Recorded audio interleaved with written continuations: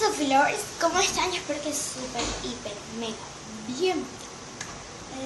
Hoy vamos a ver cómo arreglar una plastilina Play-Doh dañada. O sea, por ejemplo, que se te seca y pues dices que hasta ahí llegó la plastilina, pero en realidad no, todavía tiene mucha más vida por delante. Ok, vamos a empezar. Sí, perdón por haber quitado eso. Pero bueno, vamos a empezar. Materiales: agua, bolsa y plastilina.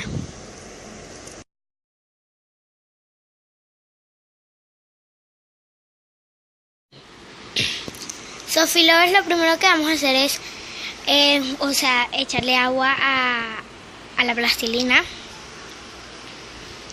Voy a ponerlo en cámara rápida. Bueno, no tan rápida. Luego lo vamos a amasar un poco. Lo vamos a meter en la bolsa. Ok, vamos a meter la plastilina mojada en la bolsa. No la vamos a secar ni nada. Y la vamos a aplastar. La vamos a dejar por 5 minutos. Y en esos dentro de esos 5 minutos, en un minuto puedes como que aplastar, o sea, aplastarla así.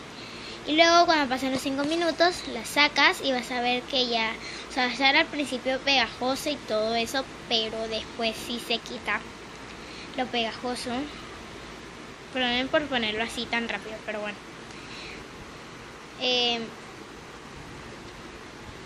Así queda, mírenla, está súper cool. Miren.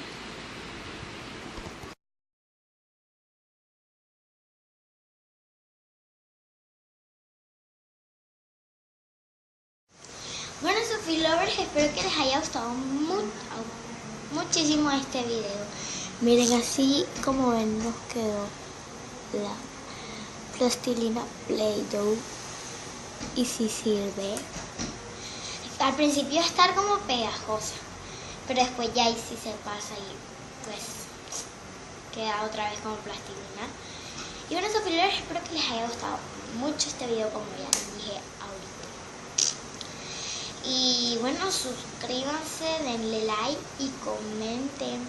Espero que está pegajosa porque la acabo de hacer. Entonces, ya está, dejó de ser pegajosa, miren. Bueno, bye.